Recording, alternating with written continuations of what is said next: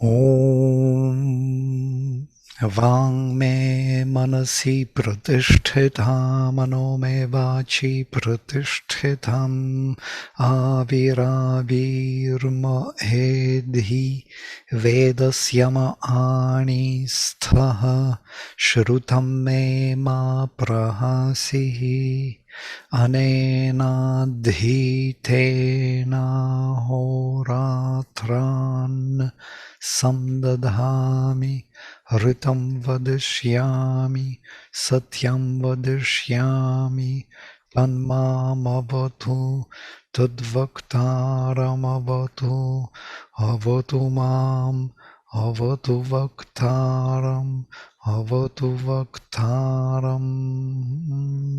Om Shanti, Shanti, Shanti.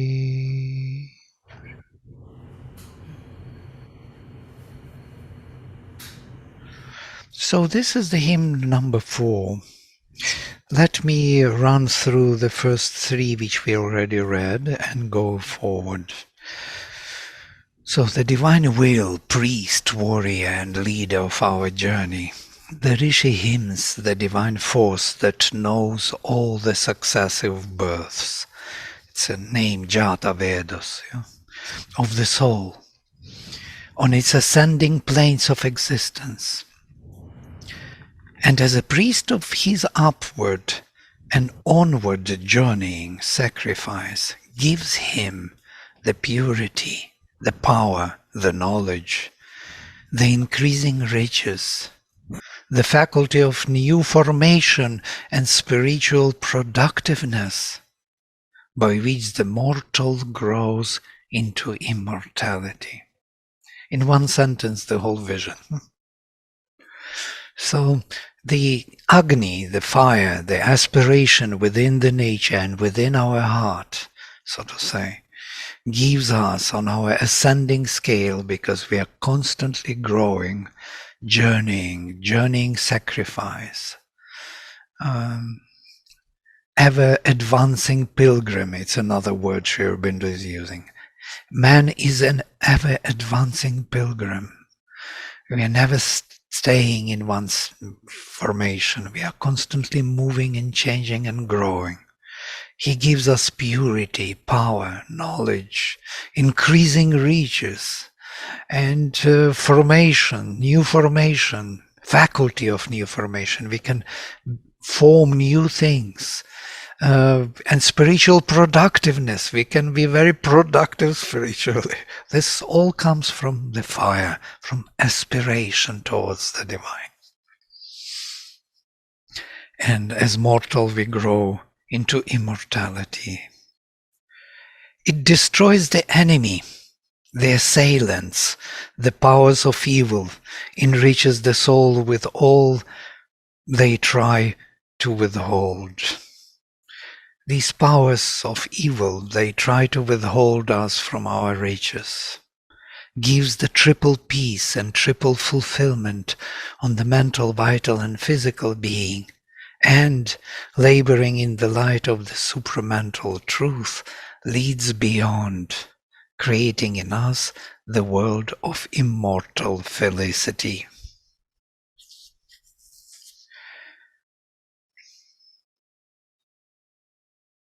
Laboring in the light of the supramental truth. This is Sri Aurobindo. It seems that this aspiration is of the same kind as supramental light, but it is engaged, involved. Sri Aurobindo has one article which is called The Involved and Evolving Godhead.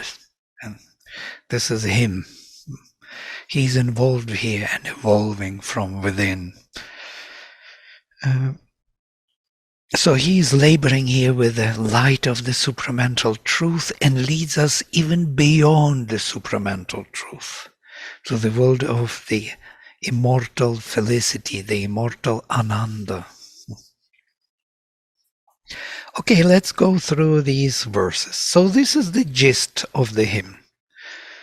Tvam agne vasupatim vasunam abhi pramande adhvareshu rajan tvaya vajam vajayanto jayema abhishyama pratsutih martyanam. This is the beautiful statement, abhishyama pratsutir martyanam. Strength, master over lords of substance. These lords of substance we have to speak. Who are these vasus? Vasus, Sri Aurobindo translates in other places as the luminous dweller within the substance. We are these luminous dwellers within the substance. We are the souls who took on ourselves the bodies. And he is Vasupati. He is the Lord of all our souls. Our souls are his sparks. We are the sparks of this Agni. Agni is our father. Master over the lords of substance. Towards thee I direct my delight in the march of my sacrifices. This is march of the sacrifices. Sri Aurobindo translates Adhvaram as the pilgrim sacrifice. Yajnamadhvaram from the first hymn, as you remember, the sacrifice pilgrim. So what is sacrifice? It's a constant transformation of our nature by the Spirit. Bringing the Spirit and transforming our nature, our body, mind, and life. Towards thee I direct my delight in the march of my sacrifices. O King, by thee increasing thy plenitudes, may we conquer our plenty and overcome the embattled assaults of mortal powers. May we conquer our plenty. Yeah. So, what would substance mean? And I've read about vibration and substance. So I am just not able to differentiate at times. What would it really be?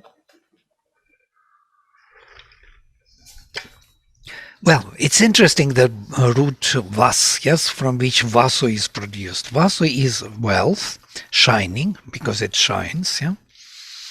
And root vas is also to dwell, to live in, vasati, dwelling. Yeah? You have nivas, yeah, bharat nivas. You have these words in Hindi. From vas to dwell, dwelling place, the place, location. So there is another usage in Isha Vasyamidam Sarvam, yes, by the Lord. All this is to be inhabited. Vasyam is participle futurum, passive voice. To be lived, to be inhabited, to be shining with his presence. All this is to be illumined by his presence. All this to be dwelled by his presence, by him. All this is to be inhabited by him. Yeah? And worn, also vas, from here vastram, you have this word in Hindi, which means cloth, yeah, because it is something we put on. So notice there's three meanings: to wear, to dwell, and to shine in one root. So if you put them together, Sri Aurobindo, that's why he puts this vasu as the luminous dweller within the substance. Substance is cloth, actually, what we put onto ourselves. Yeah? We are the being which is wearing this cloth. Our body is our cloth, in a way. So the substance is basically this body which we've got, and psychic which dwells within us, the divine fire. Absolutely. That creates luminosity in the substance, and that produces a certain vibration. Yes, exactly.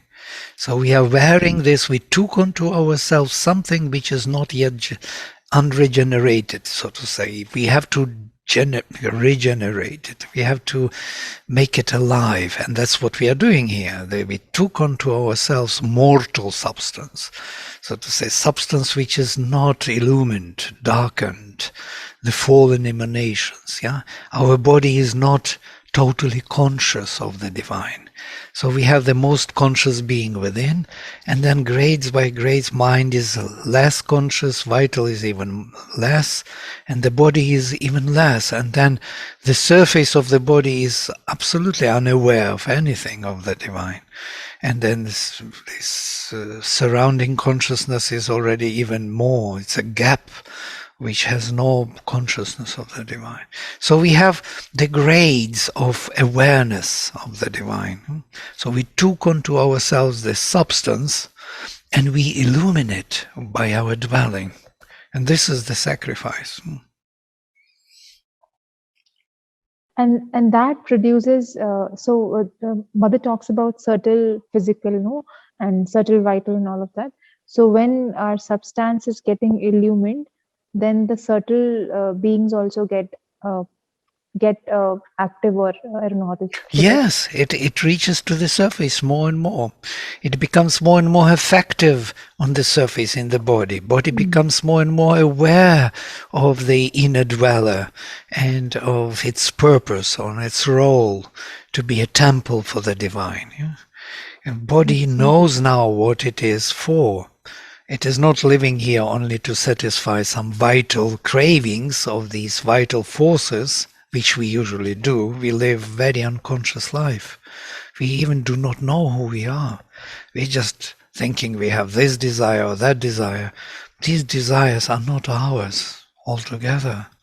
So we kind of accommodated them in this body. They are, as Aurobindo says, cherished guests which come through our door. We open door to these cherished guests because we habituated to live with them, and they become part of our settlement, as it were, and so they feel at home in our dwelling. But they are not really us. They are actually robbing us. They are using us for their own living. Our inner being is not yet aware of itself. So we kind of follow the desires. The desires are the killers, actually. They deviate us from our path of truth. That's why the desire has to be destroyed, as in the Gita Krishna says. Kama rupam durasadam. Jahi shatrum. Kill the enemy. Mahabaho. Kama rupam durasadam, the karma that took form of karma, destroy this enemy. You remember in Mahabharata when at the lake the Pandavas were there at the lake, and so the spirit of the lake asked the question, what is that? To liberate them. What is that knowing which, also losing which? You lose nothing. That was the puzzle here. It's like Sphinx. If you say right, if you answer right, so then you can be free. So Yudhishthira answered, that is the desire. The desire is that, losing which we lose nothing. It's kind of telling us what the desire is. As long as it is there, we do not see it. We think that the desire is the very sense of living. If you don't have the desire, why do you live? So what for you live if there is no desire? But when you get rid of it, you see that there is so much more, which was hidden by this surface of desire. The whole world is there, of so many possibilities, and such delight was hidden by this craving, which is very small extract of some enjoyment, and has nothing to do with this flood of ananda. So that when the desire is removed, we have this unconditional bliss bliss by itself. We don't need any reason to be happy or to be unhappy. It's given to us. I know that it sounds a little bit, but it is true. Once you try it out, you know that it is true. Okay, so here also Jayema, may we conquer Vajayantah. This is another interesting word, plenitude. Seeking plenitude when may we get our plenitude. There's a Sri Aurobindo's translation of Vajam and Vajayantah. Usually it's translated as a prize or something, or conquering prize or something. Or food, or some kind of, but Sri Aurobindo translates it as plenitude. And plenitude is a fundamental term for Vedic rishis. It is a fulfillment of our spirit in life and matter.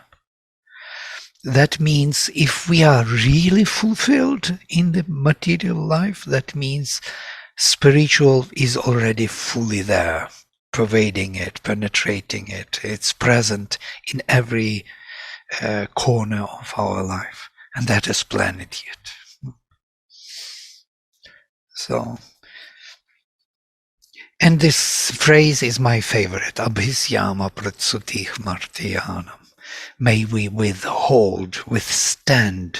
the oppression, pratsutih, the pressing of the mortals.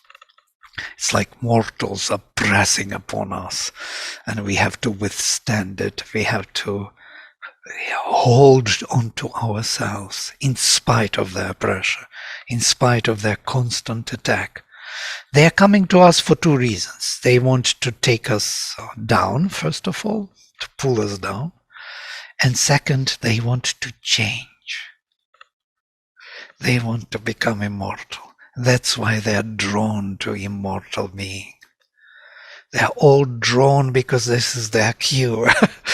And if we give up, they will overtake us. If we don't, they will change. And this is the sacrifice. Constant, ongoing battle.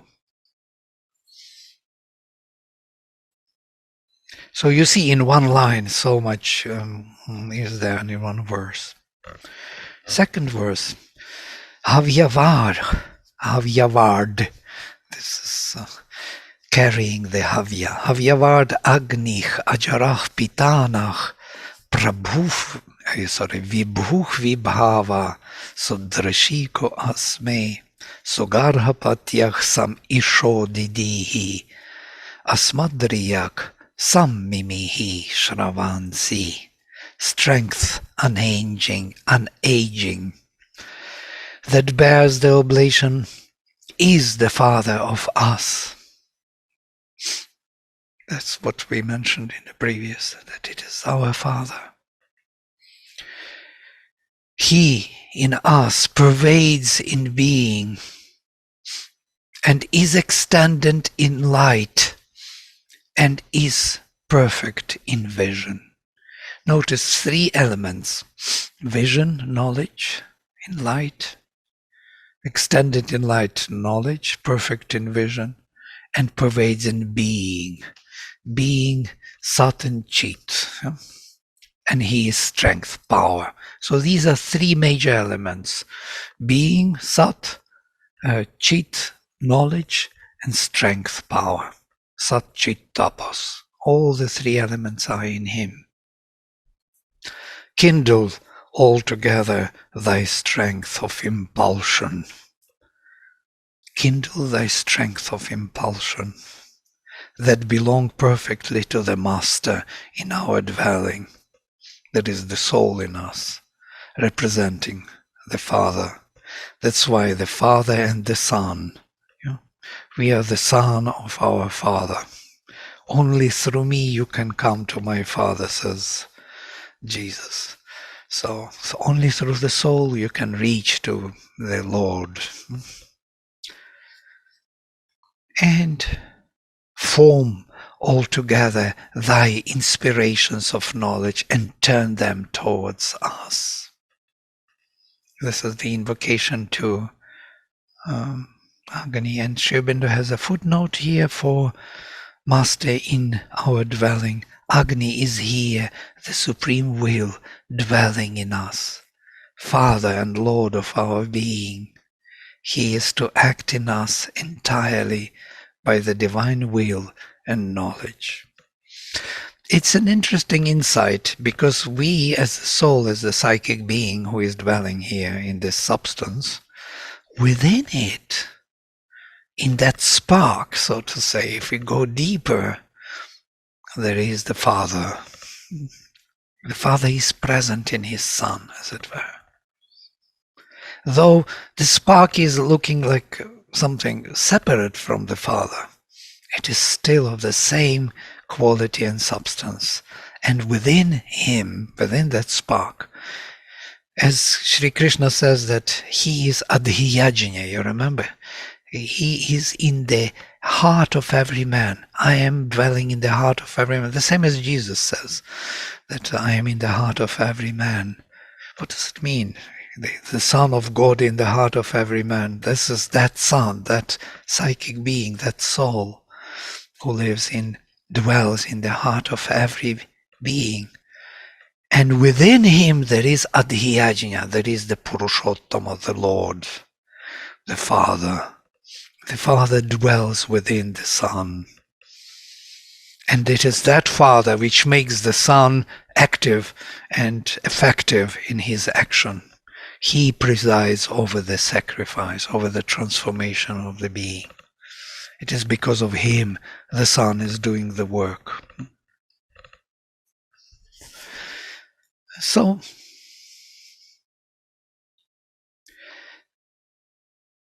unaging, ajarach, avyavach, carrying the havya, the offering. The offering is another very important term in this setting. Whatever we offer to the divine within us gets illumined and transformed. We have so much to offer. We have so much of ourselves unregenerated, unchanged, unconscious in us. So everything what comes to us, all our actions, thoughts, feelings, all these half semi-conscious beings, movements, they have to be offered as the fuel for the growth of divine consciousness. And he takes these offerings and converts them, turns them into the divine prototypes. They are released from that spell of being unconscious. And they become conscious, as Aurobindo says, children of our works. They become the results that productiveness, spiritual productiveness is happening. Yeah? So we produce more and more elements of the divine here in this world. And this is the way how the divine is being manifested here. Now we have to do this offering. And only with offering the divine will come closer and closer to us and become more and more efficient here in our setting, in our framework. He is our Father. He is Vibhu, pervading, Vibhava, with light shining wide. Sudrishikah, he is with beautiful vision, or with perfect vision. Asme, in us. So it's all happening in us. He is pervading in us. He is having the vast light and perfect vision.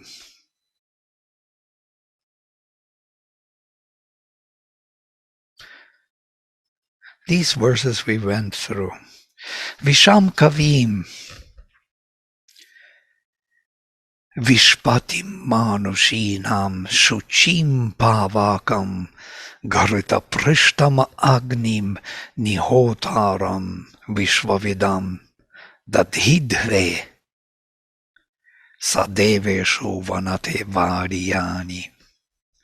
Will, that is the seer and Lord of the creature in the human peoples, that is pure and purifies. With his surface of the mind's clarities, will omniscient, hold in you as the priest of your oblations. For this is he that wins for you your desirable boons in the Godheads. Also very loaded image. Will that is the seer and the lord of the creature in the human peoples, Manushinam, Visham. Now Vish, from here Vaishya, is people, yeah, general people. But it's interesting that root Vish is to enter. So all those who entered into this manifestation are people, actually. They are those who entered. We all came here into this world of darkness, into this world of night. We are like the stars in the night. Yeah? So he is the Lord of all those who entered into this manifestation, of all the mental beings, Manushinam, or all the children of Manu, of the mental formation. Manu is the Lord, our Father, who creates the mind. We are man, mental being. Actually the same etymology, yes? Mental, man, mind, manas. It is all etymologically the same. So he is the Lord of all the mental beings who entered into this manifestation, Shuchim. He is the pure, Pavaka, who purifies, Grita Prashtam, who is shining with the clarity. Grita is this butter, purified butter, ghee, yes, which is Aurobindo translates as the mental clarity, mentality which is already changed by the Spirit and shines with the spiritual knowledge. Agni is the flame. Literally, Agni means Agre Nayati iti Agni, says Yaska. That who leads us forward. He is Agni, the leader forward. Nihotaram Vishwavidam Tadidve. We establish him within the Hotar, the one who invokes all the divine powers for action here. Vishwavidam, who knows all. Sadeveshu, he in the gods. Vanate, conquers Variyani, all our desirable boons, all the desirable realizations in this manifestation. I know it is overwhelming. We are not used to this kind of richness of spiritual thought. We are used to small things here and there. We have to discover, black and white. It has to be, and here it's all luminous, all exalted, exaggerated to the extent that our mind becomes like speechless and doesn't know, is it really true? But slowly we grow into it. Can you explain the last point again? I just got a little, I couldn't really, the last point. And in the line also it says desirable boons in the Godheads. Yes.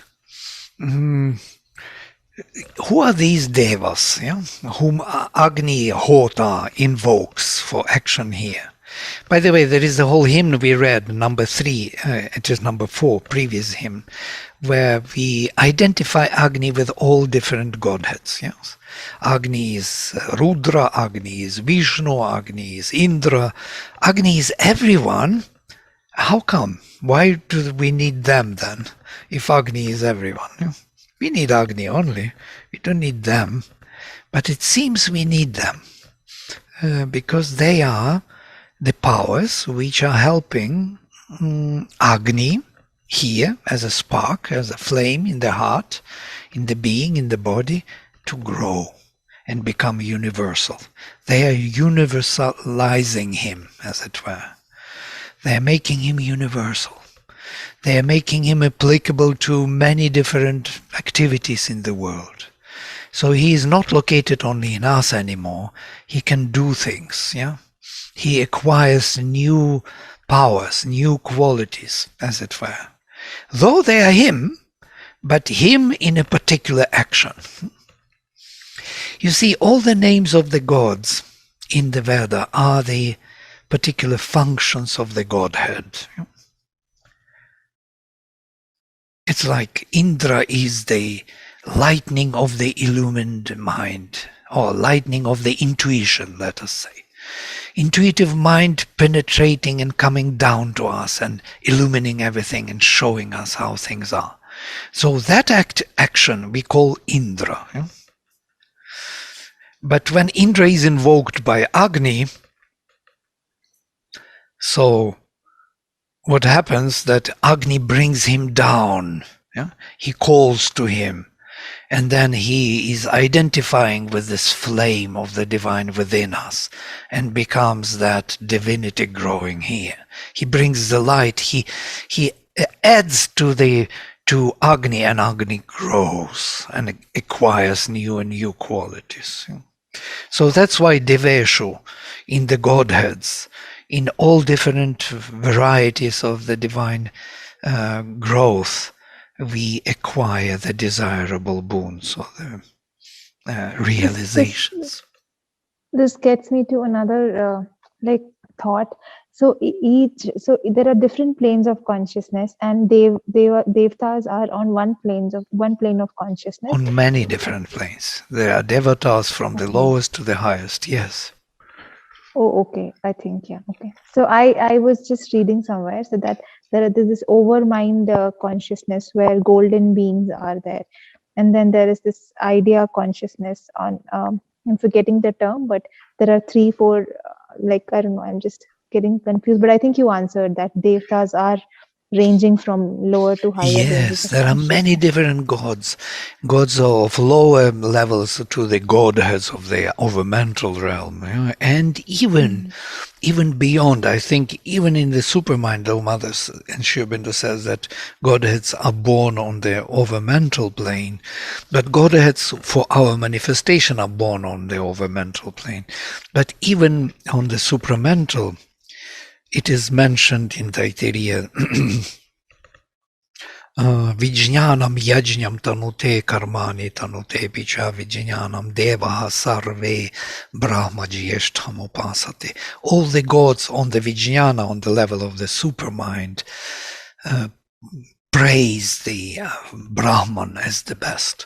So they are somehow being totally united on the supramental plane. They are there being formed and being born only on the overmental plane as separate beings, as cognizable activities of the divinity when they come to our lower plane. Yes.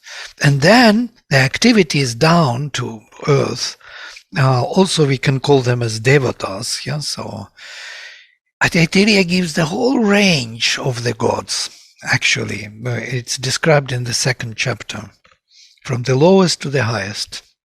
Gandharvas are the godheads of the vital plane,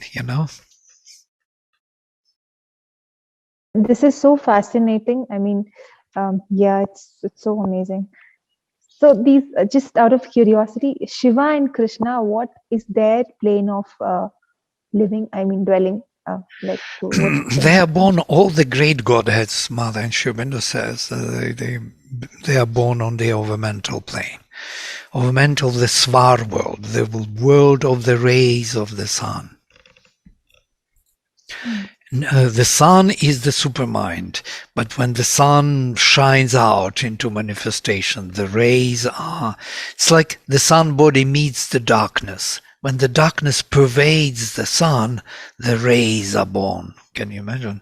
So this rays of the sun is the realm, the first deviation from the supramental into the darkness is creating what we call the overmind, the first clusters, which, can you imagine from the body of the sun, that photon or that vibration or that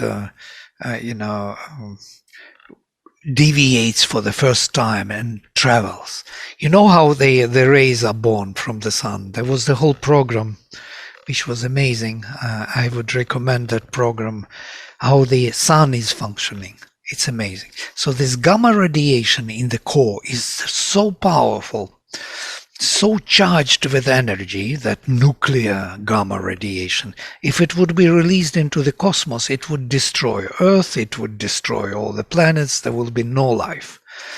But it goes through the plasma realm, which is huge in the sun. And so the gravitation of the sun does not allow this gamma radiation to shine immediately out. So it is stuck in the plasma for a million years. So first it is released, the ray, but then for million years it is held within the plasma. Million years. That's unbelievable. I don't know how scientists figure out that, but in that movie, science movie, they speak about this. So it tries to get out, but it can't, because the gravitation is so huge that it pulls it back. So it generates that plasma level, which is heat. It is constant heat. It's a huge temperature. So, and once it is losing its energy slowly over a million years, it reaches the surface, because it was pushed towards the surface. And on the surface, when it is totally released of all the energy, it is ready to leave. And even then, all these outcasts of blast from the sun we have, it is still pulled back, because the gravitation is still huge. And until it is totally released of all the energy, then that photon can fly into cosmos. And then it becomes beneficial for Earth rather than destructive. It's amazing how it is all arranged. So why I'm saying all this, because it's a very good symbol of supermind, and the overmind. Supermind is the sun, that plasma, where things are born. And when it is released into manifestation, it is that overmental first reaching out into the cosmos. So supermind is sun, and then overmind, where it reaches, is the realm of Shiva and Krishna consciousness. All the godheads, Vishnu, Shiva, Krishna, Okay. yes. But, and all these. But they are all formed within the sun. Yeah, because that ray went through gamma radiation that carries the origin. So we can speak about Shiva and Krishna as the godheads, as the supreme also. Not only in their form as they are born today, as we worship them and know them, but behind them, within them, yes, there is the truth of the Purushottama, of the Supreme. That's really mind-blowing. Is that the same realm for the Devi, the mother energy? I was just going to ask that question. What about Mother Goddess? Where is Mother in here? Yes? All these godheads, they are all children of her. She is their mother, actually. Actually, the moment I asked this question, back of my head, okay, I think this is what it is. And then I was like, okay, let me just ask him. Right. Aditi is the mother of all the Adityas, of Varuna, Mitra, Aryaman, Bhaga. It's these inner realms of the sun. Surya is the seventh sun, but within that sun there are six suns. There is first, so one by one, the deepest one is Varuna. then Mitra, then Aryaman, then Bhaga, then Daksha, then Amsha finally. So Daksha, Amsha and Surya is this proper supermind. Daksha is all containing thought of the supermind. Sri Aurobindo says oneness of the supermind. Amsha is one in many in one, the differentiation within the supermind, that plasma realm, if you will. It's a good kind of symbol on the physical plane, that when the differentiation happens finally, when the one is still part of the whole, but it is also part already. It recognizes itself as a separate part from the whole body. And then finally, Surya, the divine manifestation, which releases the rays, the surface.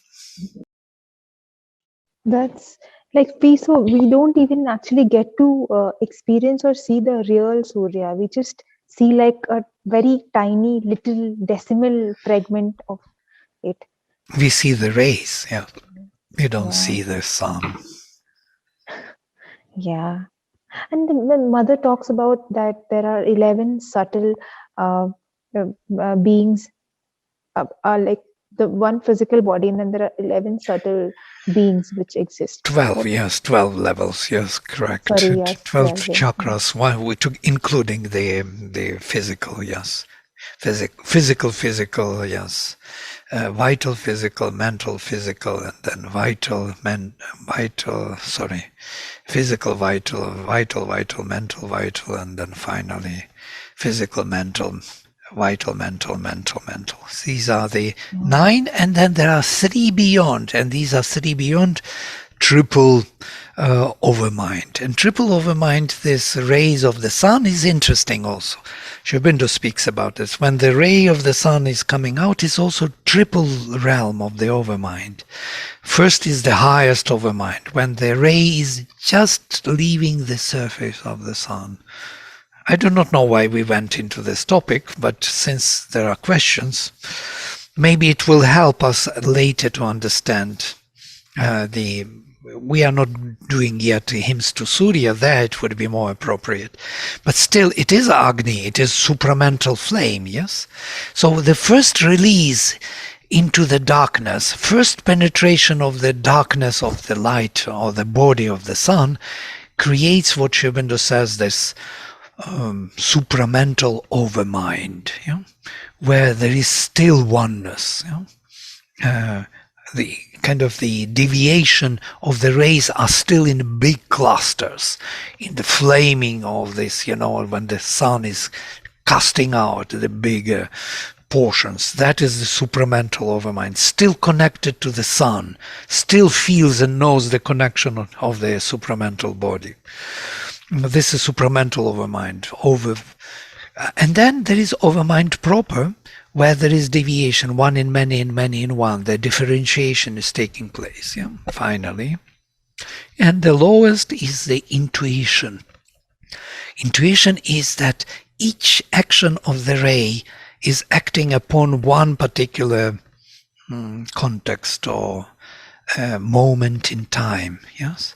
So intuition comes to us as an action in time, like a flash or lightning of Indra, that Indra represents.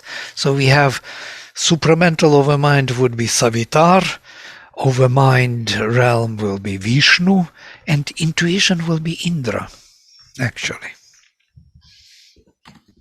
It's so interesting. So the fragmentation starts with Devtas, and then it ends at us, possibly, I think. Yeah, these are the universal actions from above. But there is something which is involved and evolving. Yeah? Something descended into the darkness, the luminous dweller within the substance, which was done before. So this dweller within the substance, which is growing up, needs the support from above. And there is constant interaction. This one calls to that, and that comes down and helps this grow. So there's a double movement. Agni from below and Indra from above. Indra is answering to Agni's call. And when they come together in Dragni, there are hymns to Indragni, then the sacrifice is done. When they join totally together, then the heaven and earth become equal and one again, as they are in the supermind. Then we have that realization. It's And the so gods play a role in this whole process, right? And the gods, like the godheads, play a role in this entire process. Absolutely, they make us universal. The individual becomes universal because of godheads. Godheads are expanding our capacity and our awareness. We grow into the whole. The psychic being grows and becomes the whole, embraces the whole universe because of godheads. Because they are there. They are the powers of the universe, and they will support. There was this was written somewhere. The divine. I'm forgetting. It was love and light and something which turned opposite, and then we all came, and then the discovery of psychic being started. So that happened only when they became too individualized, and they lost that connection between each other, and then they become too individualized. So for them to become universal is the task. For love, and like love became the opposite, and bliss became opposite. Right. The four emanations, yes, fell into the opposite, yes. We started with this. By the way, these presentations are still there. You can look into them. Or maybe it was in another course. It was in another course, yes? I think I was in the other course then, like long back, yeah. This is the fundamental vision. If you see it, if you know these three stages of creation, you understand this, why there is one from within, from below, and other is from above, what they are doing together. One is involutionary, supporting involutionary support, other is evolutionary being. Rishis are involutionary beings. They are not evolutionary. They came down with knowledge here to give it to humanity. This is the knowledge of the vision of the truth. It is not the knowledge of discovery of the evolutionary being, scientific discovery. It's not this type. It's a vision of the holistic vision, luminous vision, of what is to be done, what is going on the bigger scale. In the symbolic language, of course. And these are the symbols, the names of the Godheads, which we have to read and now see and understand with the help of Sri Aurobindo. If Sri Aurobindo would not give us keys, this would be impossible to know anything. Great, I will stop here because I must.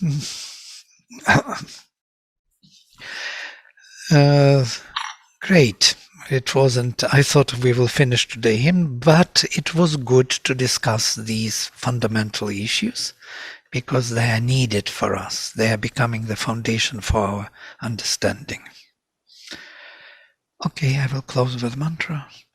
Om Sarve Bhavantu Sukhinaha Sarve Santu Niramayaha Sarve Bhadrani Pashyantu Ma Kaschit Dukkha Bhag Bhavet. Om Shanti Shanti Shanti.